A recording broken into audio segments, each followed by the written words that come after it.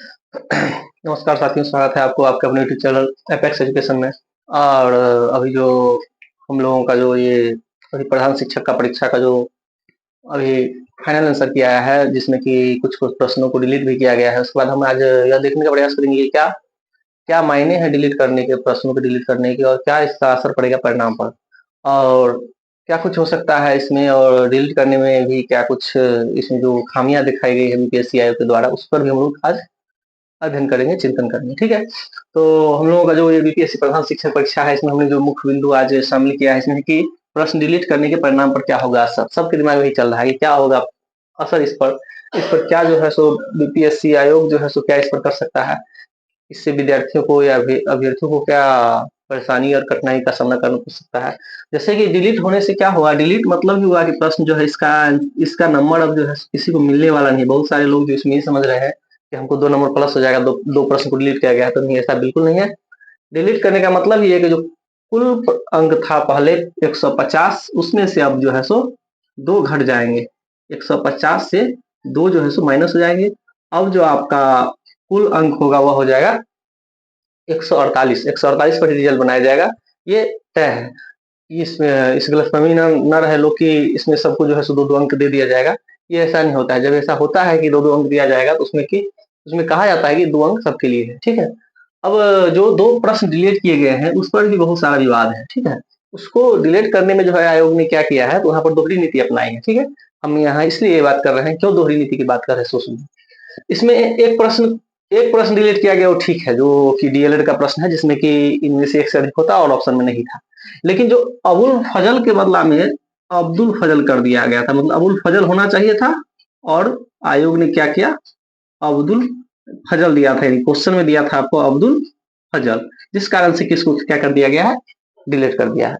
अब आप एक जगह क्या करते हैं कि इस प्रश्न को इसलिए डिलीट करते हैं क्योंकि अबुल फजल नहीं दिया गया था, अब्दुल फजल। वहीं पर एक 53 नंबर क्वेश्चन है, सेट ई में जाइएगा, जिसमें नेपाली संसद का नाम जो है सो था राष्ट्रीय सभा ऑप्शन में। ठीक है, राष्ट्रीय सभा। अब ये राष्ट्रीय सभा पूर्व में नाम था, जिसका कि नाम अब बदल के हो गया फेडरल असेंबली। ठीक है, अब यहाँ फेडरल पार्लियामेंट जो है, अब ये फेडरल पार्लियामेंट में जो है, यहाँ पर जो विवाद हुआ तो उसने क्या किया, उन्होंने क्या किया, इसका ऑप्शन जो है सो ए से कर दिया ई। अब ऑप्शन देखिए, यहाँ पर एक को आप डिलीट कर रहे हैं क्योंकि ऑप्शन में नहीं था। एक ऑप्शन में नहीं था, उसको आप क्या कर रहे हैं, ए से ई कर रहे हैं। कायदे से तो यह भी डिलीट होना चाहिए था प्रश्न, और ये जो डिलीट हुआ है प्रश्न, इस डिलीट वाले प्रश्न से, डिलीट प्रश्न से जो परिणाम पर असर जो हम कह रहे बात किए हैं, यहाँ पर हम जो पॉइंट बनाया है कि प्रश्न डिलीट करने से परिणाम पर क्या होगा असर। पहला असर तो होगा कि 150 के बदले हो गया 148। दूसरा असर इसमें यह होने वाला है, ये क्वेश्चन का जो आंसर है, मैक्सिमम मैक्सिमम अभ्यर्थियों का यह प्रश्न सही होने वाला था, क्योंकि इसमें आप देखेंगे बी को 1 से मिला गया है, और जब बी को 1 से मिलाने वाली बात आती है तो बी से 1, इसमें एक ही ऑप्शन था बी से 1, जिसका कि सी ऑप्शन था। ठीक है, जिसमें सी ऑप्शन होना चाहिए था कि बी और 1 का मैच खाता था, यानी कि अबुल फजल अकबरनामा। और ये अबुल फजल अकबरनामा मैक्सिमम लोगों को याद रहता है। ठीक है, और ये एक ऑप्शन में था, इसी ऑप्शन के हिसाब से लोगों ने क्या क्या सी ऑप्शन मारा था। जैसे मेरा ई, जो ई सेट के बात हम कर रहे हैं, ई सेट के बारे में कर रहे हैं, उसमें सी ऑप्शन हो सकता है, किसी में ए होता है, किसी में बी होता है, मगर बी से 1 मिलने वाला एक ही क्वेश्चन था, जो कि अबुल फजल रहे चाहे अब्दुल फजल है, लोगों ने सोच के मारा हुआ था। इसमें 1 नंबर डिलीटेड सबको लॉस हुआ है, डिलीट एक प्रश्न से सबको लॉस हुआ है। ठीक है, यानी कि 1 नंबर कमने में बहुतों का योगदान है। ठीक है, दूसरा है कि प्रश्न को जो आयोग ने डिलीट करने में अपनाई दोहरी नीति, ये भी बिल्कुल स्पष्ट हो गया है, क्योंकि जब आप एक जगह नाम सही नहीं देने के कारण एगो को डिलीट कर रहे हैं, तो आप इसको भी डिलीट कीजिए। यहाँ पर उन्होंने क्या किया, इसको डिलीट नहीं किया, इसका ऑप्शन चेंज कर दिया, इसको डिलीट कर दिया। ऐसे अगर डिलीट किया जिससे कि सबको दिक्कत हो रहा है, जो भी ठीक ठाक अभ्यर्थी होंगे उसको उनको इसमें दिक्कत हुआ होगा कि डिलीट करने से।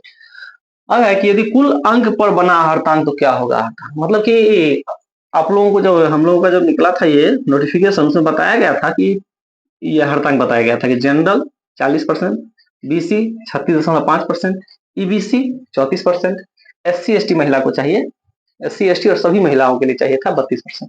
इस हिसाब से पहले हरतांक क्या होने वाला था, 150 अंक पर, हरतांक 150 अंक पर। अब बनेगा हरतांक 148 अंक पर। तो 150 पर 60 अंक चाहिए था जनरल वाले को, लेकिन अब वह हो जाएगा 59.2 अंक, मतलब कि जिलेट यदि आपका 2 क्वेश्चन हुआ तो आपका आंसर हट जाएगा 2, लेकिन आपका जो हर्तांक घट रहा है मात्र 0.8 घट रहा है, मतलब 1 से भी कम घट रहा है। ठीक है, उसी प्रकार से हम लोग देखते हैं बीसी का 54.75 अंक लाना था पहले, लेकिन इससे ज्यादा जिनका 55 अंक आता है उनको हो सकता है बीसी में उनकी वो क्वालिफाइड करते, लेकिन अब उसका क्वालिफाइड मार्क उनका हो जाएगा 54.02 अंक। ईबीसी में 51 अंक पहले चाहिए था, लेकिन अब हो जाएगा 50.32 अंक। SC ST और जितनी भी महिलाएं हैं उनके लिए था 48 अंक, लेकिन अब वो हो जाएगा क्या 47.36 अंक। हम लोग क्या देख रहे हैं कि अंक तो हर हर व्यक्ति का 1-2 घटा ही है। दो दो क्वेश्चन ऐसा है जिसका कि अंक हमको लगता है कि बहुत लोगों का घटा होगा, जिसमें जो बदलाव हुआ उसमें। एक ये अबुल फजल वाला और एक ये महात्मा गांधी वाला जो क्वेश्चन है, वर्धा आश्रम।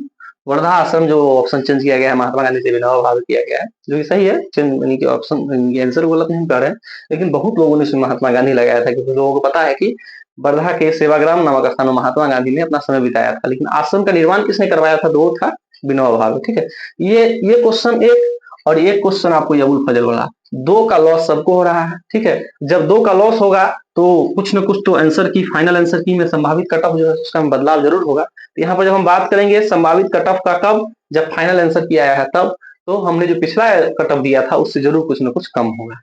दूसरी बात, हमने जो कट ऑफ दिया था उस कट ऑफ में जो है सो कुछ क्वेश्चन ऐसा था कि लोगों को उस समय OMR आने के बाद भी कुछ प्रश्न में लोग आगे पीछे हुए थे, फिर आंसर के आने के बाद भी हुए थे।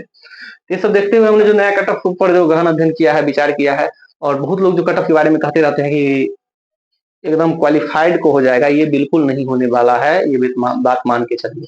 आप लोग 2 4 10 अभ्यर्थी से बात करते हैं, हमको हमारे पास या हम संपर्क करते हैं, जान इस कट ऑफ के लिए ही संपर्क करते हैं, लगभग 100 200 400 अभ्यर्थियों को हम फोन करते हैं, फोन करके उनसे पूछते हैं। ठीक है, तो मेरे जितने भी सर्किल में है, 1-2 टीचर को छोड़ देंगे तो सभी कट ऑफ को तो पार कर ही रहे हैं। अब कट ऑफ को जब सभी ज्यादा से ज्यादा लोग पार कर रहे हैं, तो यदि मान लीजिए कि जितना भरे उसका 50% भी कट ऑफ को पार कर जाते हैं, तो फिर कैसे कट ऑफ पर आप कह रहे हैं कि इसमें परिणाम आ जाएगा। ठीक है, तो इसका कोई चांस ही नहीं है कि कट ऑफ पर परिणाम आ जाएगा। कट ऑफ पार करने पर कि आप यदि क्वालिफाइड कर जाएंगे तो आपका हो जाएगा, इसका चांस ही नहीं। यदि 50% ही, ठीक है, 1,10,10,000 ही यदि अभ्यर्थी इसमें शामिल हुए होंगे, तो 50% 55,000, यदि 55,000 को ही मान लीजिए कि वो क्वालिफाइड है, तो फिर इसमें 40,000 ही सीट है, तो 55,000 को कैसे आप शामिल कर लीजिए, 15,000 तो कहीं न कहीं से छटेंगे। ठीक है, इसलिए इसमें जो कट ऑफ वाली बात है, तो जो हमने कट ऑफ जो इसमें किया है, इसमें आपको जनरल पुरुष पहले मेरा था 75, लेकिन अब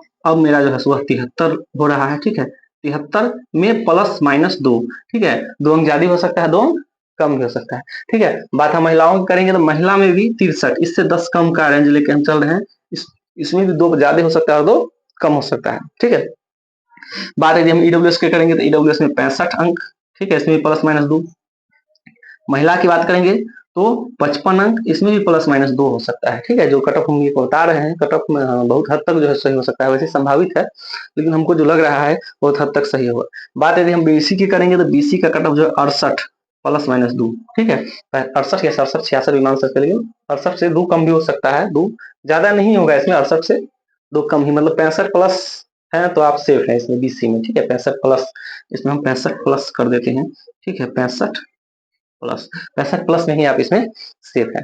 बात हम करेंगे यदि बीसी महिला की, तो इसमें 60 अंक। ठीक है, बीसी महिला का जो अंक है सो 60 अंक आपको जो रहेगा यदि, तो इसमें आप एकदम ये होंगे। ठीक है, 60 या इसको आप मान के चलिए कि 55 अंक जो है सो प्लस माइनस 2 है ना, प्लस 2 ही रहेगा इसमें, 57 55 57 रहेगा। ठीक है, ईबीसी, ईबीसी की बात करें तो ईबीसी पुरुष 60, ठीक, महिला 50, यहाँ प्लस माइनस 2। महिला क्वालिफाइड भी यदि रहेगी ईबीसी में तो हो सकता है कि उनका हो जाए। ठीक है, ईबीसी में यदि महिला क्वालिफाइड भी रहेगी तो उनका हो जाएगा, क्योंकि ईबीसी का जो कोटा होता है सबसे अधिक होता है। अभी यह जो रिजल्ट बनाया जाएगा वो पुराने आरक्षण व्यवस्था पर ही बनाया जाएगा, इसलिए महिला 50 या क्वालिफाइड भी रहेगी तो हो जाएगा, क्योंकि महिला का जो अब जो क्वालिफाइड मार्क्स है वह क्या है, 50.32 अंक है।